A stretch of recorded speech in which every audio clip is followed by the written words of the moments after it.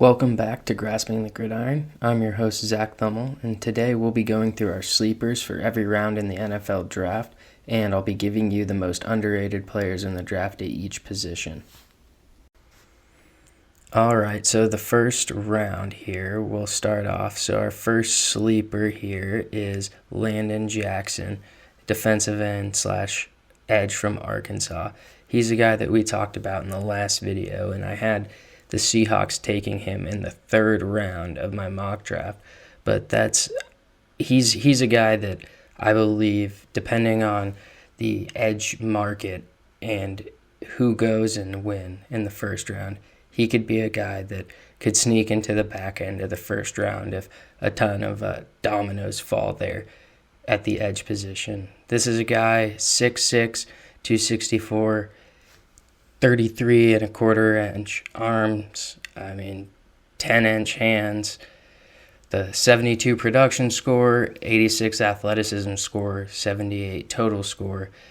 I think that he's someone that comes in with immediate pro-ready size, could play a 4-3 defensive end, or could play a 3-4 outside linebacker, or could play the 3-4, one of the 3-4 defensive ends. It just depends sparingly there, and if you want to add a little bit of weight to him, because he comes in at 264 pounds, and he's a guy that you could easily just run at that edge on the outside, or he could play the defensive end in a 4-3. So he's a very versatile guy. You can bounce him around, and I think he would be a really, really good pickup for a team, even in the back half of the first round. I just think he's a pro-ready player and someone that could potentially actually end up slipping into the first round if the edge market is the way that it is as advertised as far as the depth in the class. All right, so my second round sleeper is a guy from Stanford, a wide receiver, Alec Aomanor, and he's an interesting prospect. He's a redshirt sophomore from Medicine Hat, Alberta, so a player from Canada, an international player, and I think he's fascinating because he's 6'2", 206 pounds with 10-inch hands, athleticism score of an 80, total score of 79. This guy ran a 4.44 40, with a 38.5-inch vertical, 10-foot 7-inch broad jump. This is all according to NFL.com. I really think that he's someone, if you're a team in the NFL looking for a big-bodied wide receiver that can be on the outside, play a little bit in the slot as far as just run after the catch, a guy that is just a big body that can make guys miss as well, out on the outside, throw a jump ball too. As far as just a pure highlight factor, if you go and watch him in the jump ball, and every time I watch Stanford play, he was a guy that you could just throw the ball up to, and he was probably going to come down with it. He had some of the most amazing plays in jump ball scenarios and didn't necessarily struggle in every other scenario too. He oftentimes drug defenders with him after the catch. He was a guy that was a joy to watch play for Stanford, and someone that could be of real use in the NFL to any roster, quite frankly. So I think that he's a guy that a lot of analysts have in the third round, fourth round-ish guy. I think if the wide receiver market's hot, he could end up slipping into the second round. This would be in the late second round, and who knows, a lot of these day 3 guys or day 2 guys can be interchanged depending on their athletic traits and what a team's looking for, or how the rest of the draft process shakes out leading up into the draft. So it'll be interesting to see what that wide receiver market looks like, but Alec Aomanor is the second round sleeper for the 2025 NFL draft. For round 3, I've got Deion Walker from Kentucky. He's a defensive tackle. He's 6'7", 331 pounds, 34-inch arms, junior out of Detroit, Michigan. he's a guy that is honestly just a big body nose as far as a defensive tackle. He's just an enormous human with incredible size and length.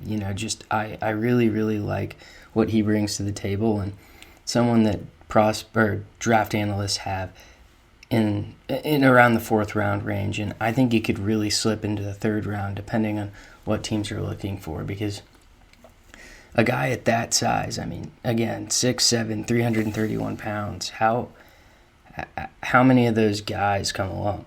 So it's just a matter of what a team potentially needs, and if they're willing to take a chance on someone that is that large as far as conditioning in the long term and the longevity of being a starter. So if someone thinks that they could develop him into a starter, that would be a really fun pick there in round 3, whether that's in the mid or late round. He's just a guy that with that size, again, I'll reiterate it because you don't see that size very often, and so I think it's very hard for teams to pass up, and a guy that could really end up slipping into the 3rd round depending on, again, how the draft goes before him. For round 4, my sleeper is Damian Martinez out of Miami. This guy's 6 foot, 217 pounds. He's a junior from Louisville, Texas. I really believe in Damian Martinez. I watched him play when he was at Oregon State against Washington State, and he was just incredible. And I watched him play against a ton of other schools throughout his time at Oregon State, and obviously this year at Miami and some of these high-profile games. And he's just a big-bodied, tough running back that is really hard to bring down and doesn't give up on first contact. And if you go and watch his Oregon State film specifically, you'll see that more and often as he just had more opportunities to carry the ball there in Oregon State. And obviously with Cam Ward in Miami, they were throwing the ball a lot more. So he still had a 1,000-yard rushing season. So it obviously wasn't a down year necessarily statistically for him, but in terms of just sheer bulk and volume of how much he was involved in the offense, he saw more time at Oregon State and was a little bit more of a power back there. And you'll see just the difference in the film there. He's a guy that came in to the combine weighing 217 pounds, but will easily play in the 230s, just because, that's just what we've seen him play at previously. And I'm really interested to see if he can sneak into the 4th round or potentially higher, depending on how the running back class shakes out. He's a guy that just is really, really underrated in general, and I'm excited to see where he ends up and if it's a good fit. My round 5 sleeper is David Walker from Central Arkansas. They're an FCS school, so David Walker is coming from a smaller school, but he's a defensive end / edge prospect, 6'1", 263 pounds, so he's a really compact player at that edge position.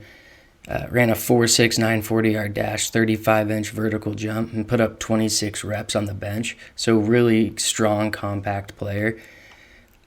I think it's fascinating that he's an FCS player, and if you watch him in the Senior Bowl, he really dominated against the competition, and that was anyone from FCS as well to Division I starters that were guys that had been there obviously for 4 or 5 or maybe 6 years with the COVID years and everything, and kind of seeing the end of that. So Walker is if you just look at his stats, you look at him against the competition, you watch his film, you'll see exactly what analysts are saying about him. I think he's a guy that can really, really be a fun rotational edge for a 3-4 defense there out as a right backer or left backer.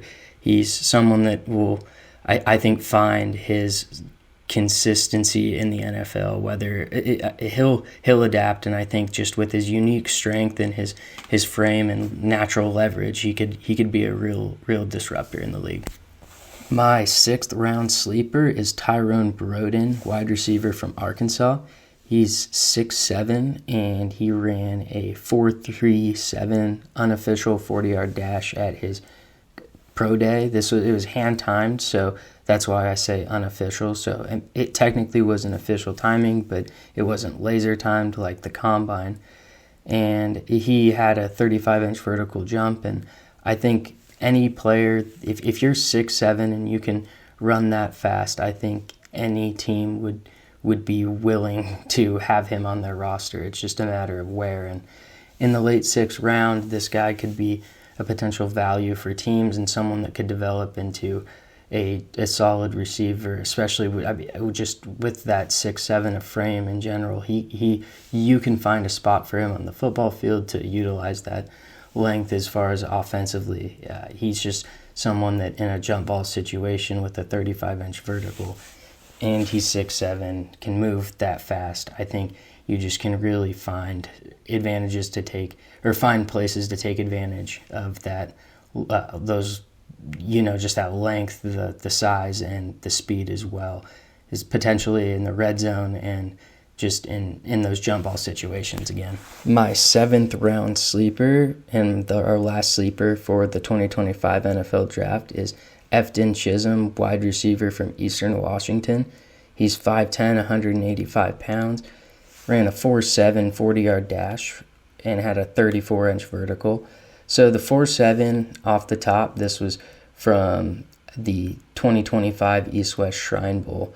This off the top doesn't look great, but I had the opportunity to watch him run routes and do NFL drills at Washington State at their pro day while covering Washington State, and he was very, very phenomenal. And I overheard NFL scouts talking about how unique of a player he was, and that he was incredibly good in just the quick route game, and could be a guy that could be utilized all over the field offensively, and is someone that is most likely going to be a UDFA along with our previous guy, Tyrone Broden. But I don't know if, especially now, with the 4.7, that's kind of alarming, especially as a 5'10", 185-pound receiver.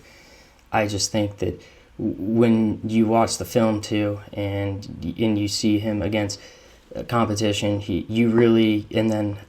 once you compare that with what I saw, just for me, I think that what NFL teams were looking for from him, they saw as in his pro day, and so I really believe that an NFL team could find a spot for him as far as just a route running, short yardage receiver that can attack unique coverages and sift and find a spot.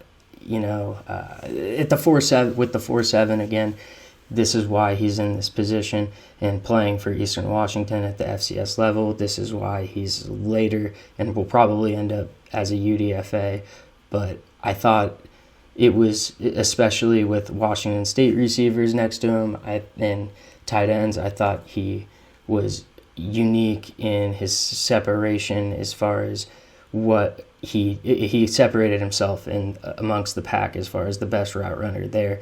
And he was from a smaller school, and then just overhearing draft or NFL scouts talk about him there in person, it really was eye-opening as to a guy that could potentially slip into the 7th round. So we'll be moving on now to the most underrated player in the draft at each position. We'll start off with quarterback Dillon Gabriel from Oregon. And what I really like about Dillon Gabriel is that he's played the most amount of college football out of anyone in college football history. Not just in the common era, out of anyone in college football history. The most amount of games, and I just think that experience, and you look at the quarterback that came before him, Bo Nix, who's in Denver, and Dillon Gabriel had, similar production and was really, really a solid player. I think that he is someone that when you look at how his game could translate to the NFL, I know he's a smaller person, smaller dude, 5'11", 205 pounds. It doesn't really affect me these days because smaller quarterbacks, we've seen them produce in the NFL, and Gabriel is someone that he comes in with so much production. He's played a ton of football, 3 different schools, UCF, Oklahoma, Oregon, and I just look at the quarterbacks in the NFL that have had good mechanics, good footwork, as far as rookie quarterbacks in recent memory that have had success, and Gabriel fits that mold as far as having that similar great footwork under duress and just making good second read accurate dots. I really think that Dylan Gabriel can bring that to the NFL, and it'll be fun to see where he ends up, or if he ends up in a place that he could contend to start, or if this is a player that just ends up potentially sifting out. But I really believe that Gabriel's experience is going to bode well for him in the NFL. For the most underrated prospect at the running back position, I've got Bashal Tutin from Virginia Tech. He's a senior who's 5'9", 206 pounds, and he ran a 4.32 40-yard dash at the NFL Combine. So, he also had a 40.5-inch vertical jump. So this is a guy that, in a day and age where you're looking for a running back that can just find a small hole and get out incredibly quickly and accelerate and get as much as you can. I think of an offensive attack in Tampa Bay where you've got a running back like Bucky Irving, who's from Oregon, just a smaller guy that can find holes, wasn't traditionally thought of as potentially an NFL back, but has found a role this year. And Tutin's a guy that could do something similar. He's just someone that really brings a unique frame, compact frame, unique speed with that compact frame as well. And it's someone that on an NFL roster just could be an explosive weapon, especially in just against those smaller boxes, and really utilizing those smaller holes and finding that with those smaller backs. The most underrated player in the draft at the wide receiver position is Kyle Williams from Washington State.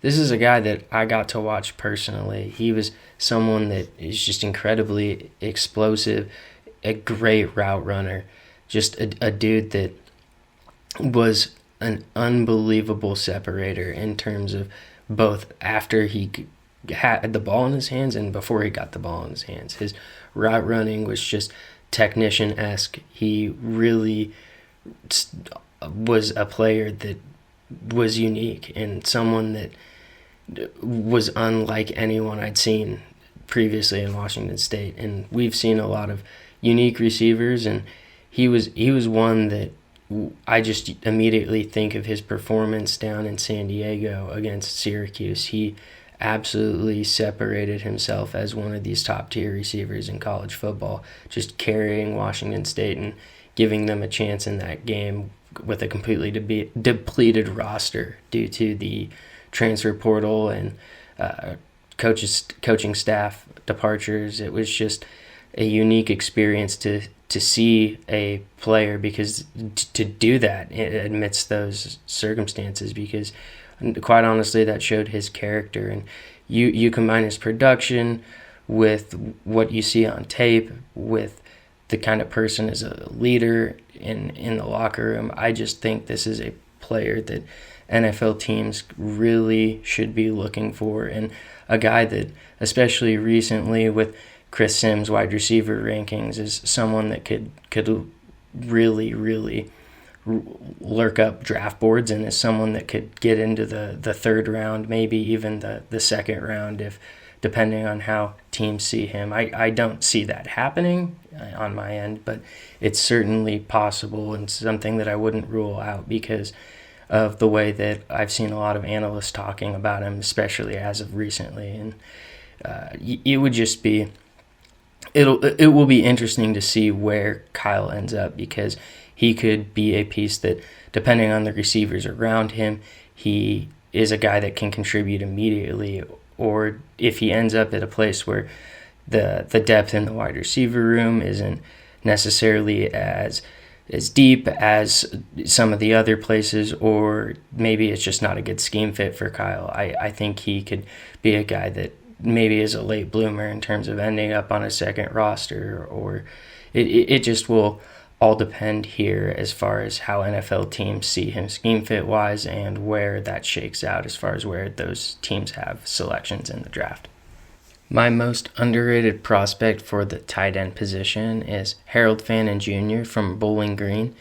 He's a guy that I've got to see in highlight videos and got to watch him in some Senior Bowl reps. But he's a guy that I just immediately, when you watch him and you watch and see what he does well as far as catching the ball and separating as a route runner, you can see what he does well will translate to the NFL. There are question marks as far as the blocking goes, but I think his blocking is good enough to keep him on the field as an NFL tight end, and he's a guy that was in the conversations for the top tight end as far as just based off of his production at Bowling Green. But as this process is kind of shaken out, it's kind of evened out, and more recently has been seen on PFF's big board at number 6, or PFF's overall tight end rankings at number 6. And I just think that he is a guy, though, that when you see the talent, it will be enough for him to be involved in an offense at the NFL level. He's someone that he could be just a straight-up pass catcher, someone you flex off the offensive line or you keep close as maybe like a wing-back type player that could be a chip-and-run player in the flat that you get the ball to and let him move in space. And this is a guy, though, that in play action, running across the middle of the field can be a great threat, someone that just can run a fairly expanded route tree as a tight end, and someone that will be really exciting to see where he ends up, because with the right coordinator and the right scheme, the right play calling, he could really be someone that could have a long future in the NFL if he sticks to it. My most underrated offensive lineman prospect is North Carolina's Willie Lampkin. He's a guy that has played both center and guard and is probably a guy that NFL teams will look at as potentially playing both. He's 5'11", 290 pounds, so he would be extremely undersized in the NFL, and someone that a lot of teams would probably shy away from just on that fact alone. But this is a guy that I watched play at both Coastal Carolina and North Carolina, and is someone that when you watch him play, the size piece is not something that comes into your head. He is just an absolute wrecker and someone that plays with incredibly great leverage. He uses that 5'11" frame and uses that natural leverage to get up underneath people and really drive them back, and then the same in pass pro. And obviously a smaller guy, but he's incredibly underrated and someone that could be a developmental guy with the right offensive line coach, could be schemed in as like a fullback type player or an additional offensive lineman. We've seen a lot of that recently, especially with the Lions. Obviously, they have depth at the offensive lineman, and their front five is incredible. But I really believe that Willie Lampkin is a guy that NFL teams will find a place for, and he could potentially be a guy like Jason Kelce, who was undersized and be a stud for a team long term, or it could just be some sort of piece that is on the side as like a fullback, H-back, just as a blocker and goal line type scenarios. And I really think if he ends up like that, that is something that could be really, really unique for an offensive wrinkle for a team. My most underrated prospect on the defensive line for the 2025 NFL Draft is J.J. Pegues, defensive tackle from Ole Miss. He's 6'2", 309 pounds, and what I like about Pegues is he was obviously a stud at the defensive tackle position, but was a player that Lane Kiffin used on offense in short line or short yardage situations as a fullback and as a running back in certain scenarios too, and had a considerable amount of carries in some games as far as when they had running back depth issues. And he was just someone that I thought, if you're an NFL team and you're looking for someone that's just a football player that you can use on the offensive, defensive side of the ball, just a real stud of a player that just it has a good football IQ and can remember a wide variety of information. It's all stuff to consider when these teams are looking at players, and especially when you have a guy that's that big that can move that quickly with the ball in his hands. It makes offensive and defensive coaches really start to wonder and really think about what they could cook up long term, as far as if he could be a fullback long term if he doesn't pan out as a defensive tackle, or if you could have him play both ways moving forward. For the linebacker position, my most underrated prospect is Jeffrey Bassa out of Oregon. He's a guy that played safety formerly and is now a linebacker. So as far as his coverage goes at the linebacker position in the NFL, he's someone that could be sprinkled in, or someone that could be a long-term starter depending on how he pans out, just scheme-wise and total playing level. He's just someone that when I watched him play was absolutely a contact guy, and loved getting his nose in near the ball and making plays, and especially and now is a leader and someone that brings that coverage factor. He can really be someone in the NFL that pans out, because when you're a leader and you can cover as a linebacker in the NFL, someone will find a spot for you. I think a guy like Deion Henley from Washington State, there are just a variety of coverage linebackers that have found a role in the league as guys that just can, and also sound tacklers. And I think Jeffrey Bassa is one of those guys that when you watch play, he's someone that stands out on the field as a leader, and you just feel it. And he really could be a great addition to any NFL team, as that coverage can really be a scheme breaker for you. And lastly, for the DB position, my most underrated prospect is Denzel Burke from Ohio State.